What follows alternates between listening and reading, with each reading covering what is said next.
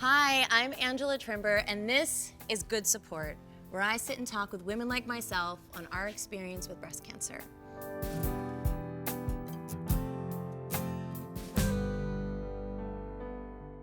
Today, my guests are Trish and Robin. Thank you so much for coming. Thank you for having us. Safe space, say whatever. Yeah. Let's just jump into it though. Let's talk Okay. about the diagnosis. Yeah. So where were you at? How did you find it out? I had a physical, passed with flying colors, maybe just a little iron deficient, but totally fine. But in my mind, I felt off. Something was wrong, and I couldn't figure it out. And I happened to be like coughing one day, and I felt the lump. And I said, oh, damn, this is it. Like, this is not good. And so, yeah, I went to my doctor, right back to the doctor, who was like a little bit incredulous. He's like, no, you're fine. And I said, Doc, please, like, and I said, I said to myself, let him find it. Like, I didn't put him, I was like, Doc, just give me a breast exam and see. And he's like, no, you're great. And Felt it and then said, you're great? Yep, I let him feel around, and he boy. said it was great. And then I actually took his hand and was like, what about here? And he was like, all right, like, he was still like, you're 36 or 5 at the time. I'm sure it's nothing, but I had to give him a lot of pushback for him to send me to get a mammogram, because you don't get mammograms before 40. Yeah. So, Yeah. I had to kind of like push back quite a bit to get that mammogram and blah, blah, blah. Mammogram, biopsy, the whole Right. traumatic roller coaster began. The guy I was dating at the time, I liked getting breast massages, and at a certain and that in itself is weird, because I'm like, oh, these and he's the one that flagged one, and he's like, there's something weird, and it was right here, and I was like, and it was painful, and then I was Googling, is breast cancer painful, and some site said if it's painful, it has nothing to do with it, or some said get it checked, which is also kind of mixed. And then I went into the doctor for a cold like 3 weeks later, and while I was there, I was like, oh yeah, and while I'm here, I felt a lump, and just maybe you should feel it, and he didn't even feel it. He said, I think you're fine. Have you had your period in the last 2 weeks, or are you about to get it? It's like, well, that's every day, what you're saying time-wise. So sure, and he's like, no, you don't, and he didn't even feel it. And I thought that was weird, but it's a doctor, and I just went on. And a year later, I'm getting, at my OBGYN, and I'm getting my annual pap smear, and just talking about life, and she flags that spot, and I was like, are you kidding me? And she's like, oh, this is something. Did an ultrasound right away, and immediately was like, you should go like right now. And that was really scary. Yeah. Oh. Yep. Oh. Yeah. Just like, man, you talk about it so many times, Yep. and then you just don't even know. I knew that. We thought we had to put that by you. Let's keep it right there.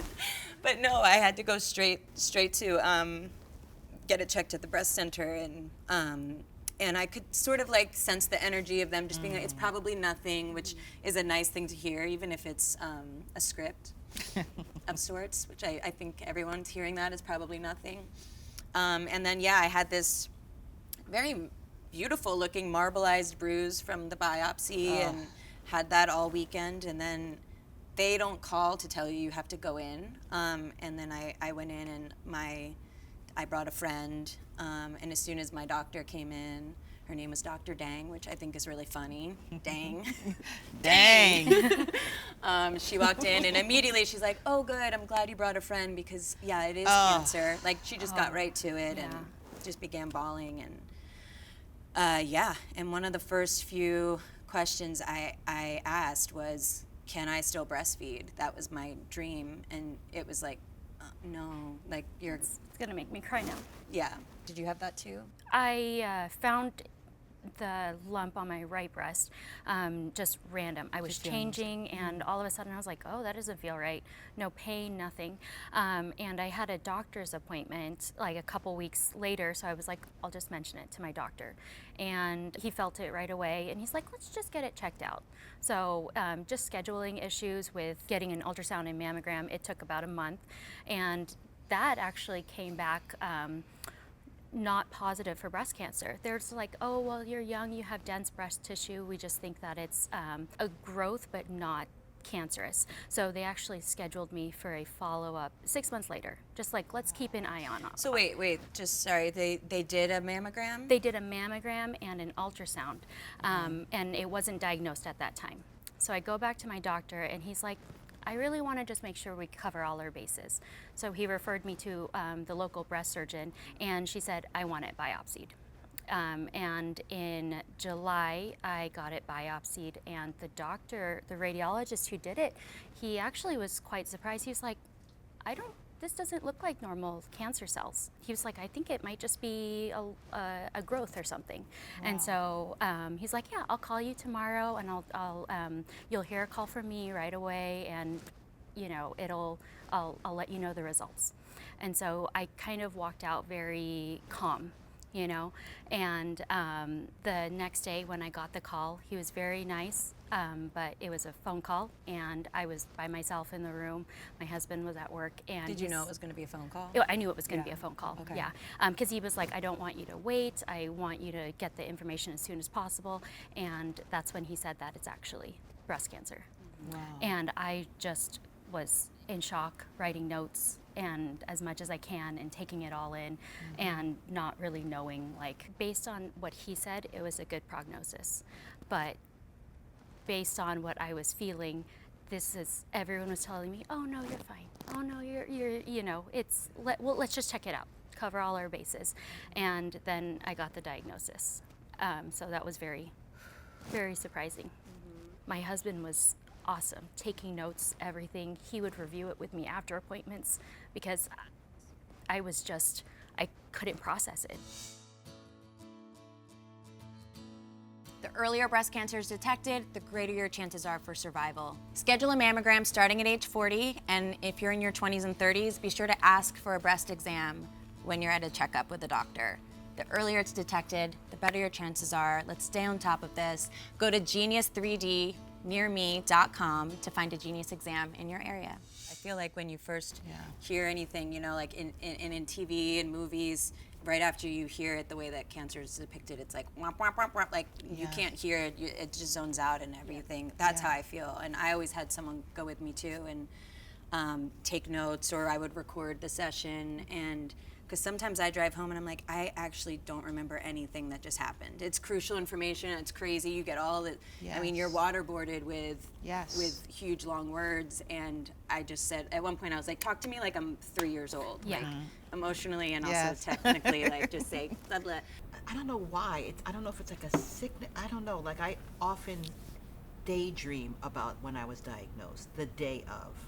Really? I think it's because it's such a sliding door. It's like it's definitely the major fork in the road of my life. And so I always like go back to that because it was so traumatic. Like when I got the call, and mine was like a phone call too. It was a phone call, but it was like me chasing. I felt like I was chasing doctors and chasing.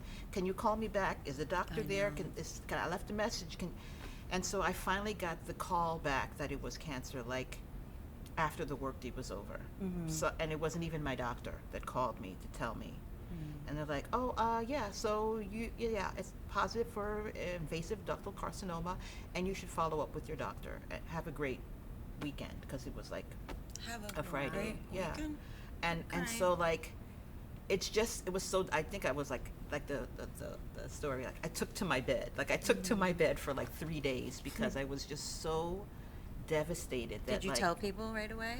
I mean, unfortunately, it was my first cancer rodeo. I have twins, and one of my sons had leukemia 2 years prior, so it was already a devastating thing that we were just climbing out of. We were just kind of getting to the other side of it, and then I was diagnosed, and I was just like, what is happening? Like, why am I suffering this way? I just can't catch a break. So it was extremely, extremely difficult. But you don't want to get these things to learn the lesson, but I had to learn that lesson, that it was truly time for me to live my life and put myself first, and like advocate for like I speak up for everybody, but like I didn't speak up for myself, and you need to. So did you tell your friends?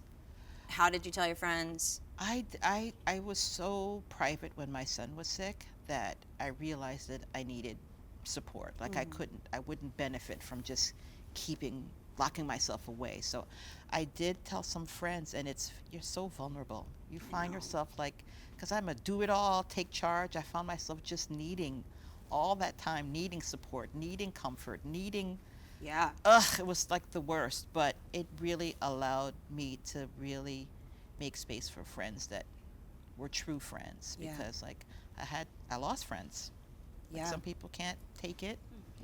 You know, it's like, whoa, it feels like almost like cancer is contagious or something. They're just like, Did you have friends that showed up or not showed up, or I did you share? Were you very private? I was very private, Yeah. and I think because of everything that I was keeping into myself, I felt like if I shared this, it was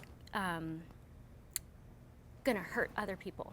Like my sadness, I realized had an impact on other, it affected my friends, my family, and I didn't want to make them sad, and I think I realized that kind of sounds odd, right? Because I have whatever the feelings are, I have awesome friends and family, but during that time period, my oldest sister was pregnant with the first grandbaby in the family, or in our family. My younger sister was going to get married, and I was like, I don't need to throw Robin cancer in the picture. There's so many happy things going on right now, and I didn't want to take away the attention, and that was just in my head. When I shared it with my family, they were just amazing. I found that I really needed to do things to distract myself before my mastectomy. I did a lot of like topless photo shoots. And I did this ritual where I got all my friends together. We rented a place in Topanga Canyon, and my friends, one thing I realized is you have to, for me, I shared on Instagram my diagnosis, and that was just because I realized how much I hated saying, so I have breast cancer. Like I had tried to make it all different ways. Like, I got breast cancer. Like, I was just like, I'm just gonna write it so people can read it, and I'm gonna post it. It'll be out there. It was a big decision though, because as an actor, I just didn't want to seem like I'm not available for work, and that's almost like people would be like, she's got cancer, and so that was a big decision. But I'm personally really glad I did it that way, because I didn't have to repeat that sentence. People could stay up to date with what was going on with me without me having to tell people over and over. And what was helpful for me about that was, and now that I'm sharing in such a detailed way, I'd get responses, right? I could ask, so my doctor wants to leave my nipples. Anyone else do this? And then I get all these responses. So I realized that I really needed community, and I benefited from being completely out there. And through that, realized I was helping other people too, because starting to connect with like the way that I know you guys. Like, I'm like halfway. I'm like, I was just out with my friends, my immediate friends, when I was diagnosed, and I was again afraid of like, she has cancer in the family again a second time, and so I didn't want that. So it was very private in the immediate days. But since subsequently, because it's been thankfully 5 years since diagnosis, which is a big deal. Yeah, it is. Although every day is a big day, right? I know, but you can celebrate 5 years. And so now, I really too, like social media used to, like you say, put a question like, wait a minute, the doctor says turmeric, like what's the story? And then get answers and build community and meet people. That's been fantastic. And, meeting you guys too. Yeah. It helps. And you didn't go through chemo? No, I didn't. You didn't have to. Did you do the onco-type test to find that out, that you didn't need it? Yes. Yeah, me too. They told me I was right on the board. It was like 2 numbers up from like, you could need it or you don't need it. But I was sitting there with a nurse, her name was Angela too, and it was just this moment where I was asking her about alternatives, because I heard there's this natural alternative to chemo, and she convinced me to do it by just saying, you want to be a mom really bad? And I said, yes. She said, God. Yeah. She said, do chemo for your children, because you don't want it to come back when you have kids, because that'll be even more, like, just do it right now. Prepare yourself to be the strongest mom you could be. And so I did chemo for that reason. It was a fast decision once she put it in that perspective. And yeah, and then as soon as I was like, I'm gonna do chemo, I wanted to distract myself. Like before these surgeries and these big decisions, I needed to distract myself by having fun. I would throw parties. I decided to do a million different hair changes on the way. So it's like, I always wanted bleach blonde. I'm gonna live a week like this. I'm gonna do this. I'm gonna have blue hair. I'm gonna, instead of doing like the mohawk right before, which is like what some people advise me, like go for it right before you shave it off. But I was like, no, I'm gonna be a million different people. Well, 10. I'm gonna have 10 different people before, versions of Angela before I cleanse the data and start from scratch. Did you have to do chemo? Yeah, I mean, this is where it's kind of like scary to say, because I had the MRIs, all the tests before. They told me that mine was so small that a lumpectomy would have been sufficient. But, I spoke to a nurse too that was like, honey, you want to just do all the things that you can do so you can feel. And I knew my personality, And so I said, you know what, take it all out, double mastectomy. And I was like, what kind of, do I want implants? And so there was a surgery that you can use your own fat. And I was like, oh, a little bit of vanity. So I could take from here and put here, we can move it around. The tiniest Yeah, exactly. So that little bit of vanity, I think, saved my life a second time, because it's such a major operation that they have to cut through this and move through that. And it was at the operating table that my plastic surgeon found a little secret cancer that hadn't come up in any So you did any the right scans, and it was in a whole different place. And so because of that, they were like, okay, game changer, we recommend chemo now, because we don't know what else is floating around in there, which was like You had a really dense relief, breasts. but scary. Yeah, really dense breast. I mean, you don't know these things. You just kind of like have your body parts and you move through life. You don't realize that having dense breasts could be problematic, because things could be in there and you don't know. But so I had chemo, I had radiation, the double mastectomy. I threw the book at it. It was very hard. Did you do a chest port? I did, and again, I guess luckily, because my son had it, I knew what it was, because it wasn't really offered. They were just kind of like, you'll have chemo. They were just going to IV you every Yeah, day? they were like, well, it's going to be harsh, so if you want, you can have a port, if you want. But I was like, no, I want a port, but I didn't know that you could also have an arm. That was like a little revelation that came up after the fact that I wish I knew. When you met me? Yeah. Yeah. I was like, wait, what? It could be discreet in your arm? I know. I feel like Good to know. that's a lot of things that I want to talk about, is things that you wish, or in retrospect, talking to other women who have the chest port here. My oncologist was like, we're gonna do an arm port, and I didn't even know about the chest part. I was like, okay, arm port. It's right here. Got the scar there. But when I met other women that had it here, I was like, why didn't you do the arm? Because now you have a scar here where it's even more visible, and it's just not an option. And No. And every doctor is different. Like some doctors say it's closer to the heart, that's the point. But other doctors are like, oh yeah, if you want the arm, So it's kind of weird to think that you have to do a lot of research yourself, or even say to the doctor, I want to know all the options. You don't think to ask that. You're so in a Trying to get vulnerable in as much state. info as you can. Yeah. That sometimes it takes a couple days to get those questions thought up. And you don't know what you don't know, right? Exactly. Yeah. Like, I would never know, but I think I've learned through this that the doctors, they're there to just address the health stuff. They're not really there to talk you through all the different things as it pertains to you, because it would have been nice to have a conversation that said, well, you might want one here because this one will leave a scar, and no. Right. It's just like, we need to do this, chemo's going to start in 2 weeks, what do you want to do? And you're like, I can't even think. Yeah. Yeah. Did you do cold caps, or did you? They didn't recommend it. They did, yeah. They didn't. They So said you went it's not worth it. Bald. Lost it all. Yeah. Did you wig, or? Yeah, I did the wig, and The first wig, I have like one picture of it that no one has seen because I look like a golden girl. Nothing wrong with it, but it just didn't fit my aesthetic.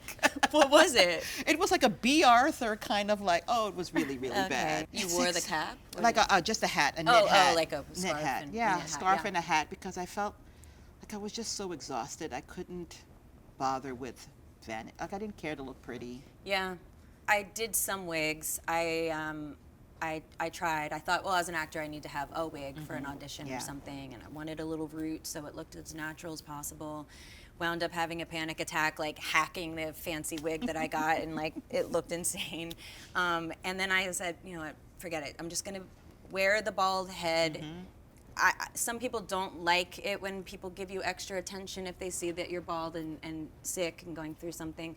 I actually was like, yes, please hold the door open for me. I am going through something that's insane. So I appreciated the visual of like, I'm like, it's like wearing a shirt, like be nice to me. Like, Yeah. you know, I'm Yeah. very vulnerable. It's acknowledgement that you're Yeah. going through a very difficult time, you Yeah. know, and at least someone's taking the extra time to see that Yeah. and make you feel like at least seen or heard. Seen. I just didn't want to lose my brows. That was like the well, most they're important thing very to lovely. me. I mean, the brows is like my signature look. And so I almost did the cold caps because they said you'll also save your brows because it goes over the brows a little bit. And so then I thought, if we're freezing the scalp and we're freezing the brows and I want this hair to go, can I just freeze the eyebrows? And they were like, I guess in theory, yeah, you could. Okay. So I did this thing. I wanted to just share this because these are all my chemo hats.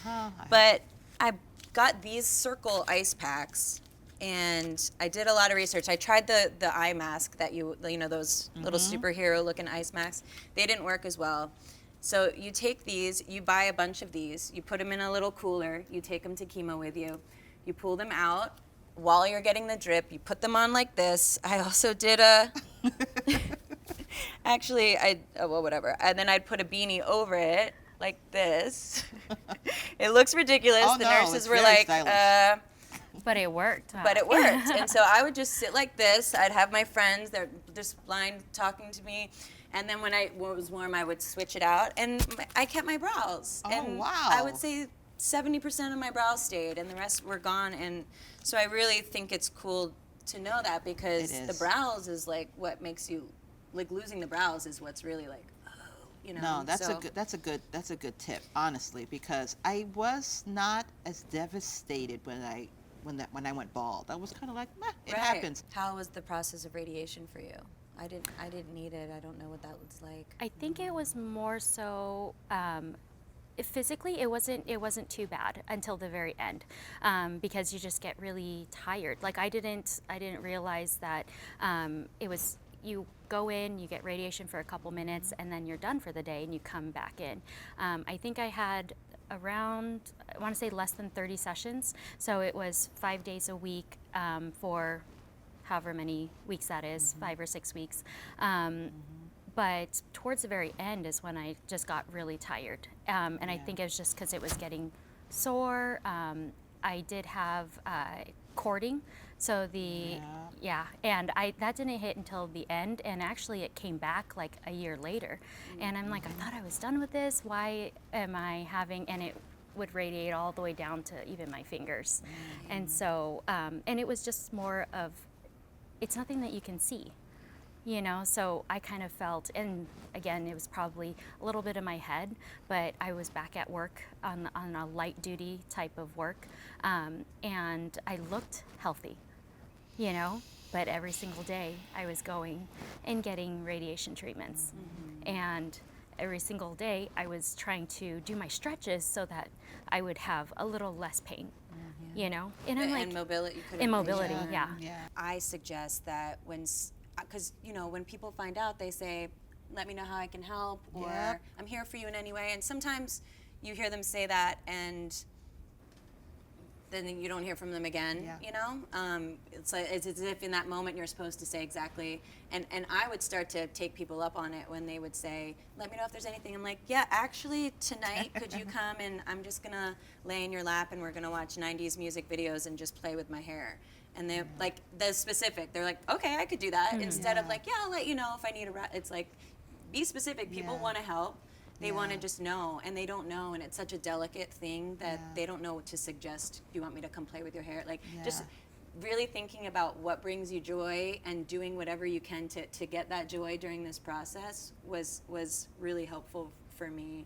As someone who is not wasn't accustomed to like knowing what I want, so when they would ask me the question, it would be great to be like, come over, and I'd be like, no, well, you know, whenever you have, you know, because I don't even know what my needs are. I was the same way. So it's hard, you know, you get stuck in that loop because you don't tell them and they don't know, and then you get mad because they disappear. And so I would say, like, for some people, like, just take the initiative. Are we getting the drinks now, or is that?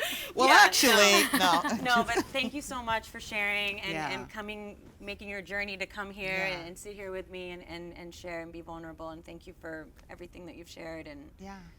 yeah, thank you for we're gonna stay in having us. touch. Yes. We're in the groups, so We're in the groups, we're on the socials, we're on the Yeah. text, Yeah. we'll do it all, yeah. we're not alone. Oh, And yes. a little touch, and you get touched too. You get touched a lot. Okay. All right, thank you We so did much. it. Thank you so much, Angela.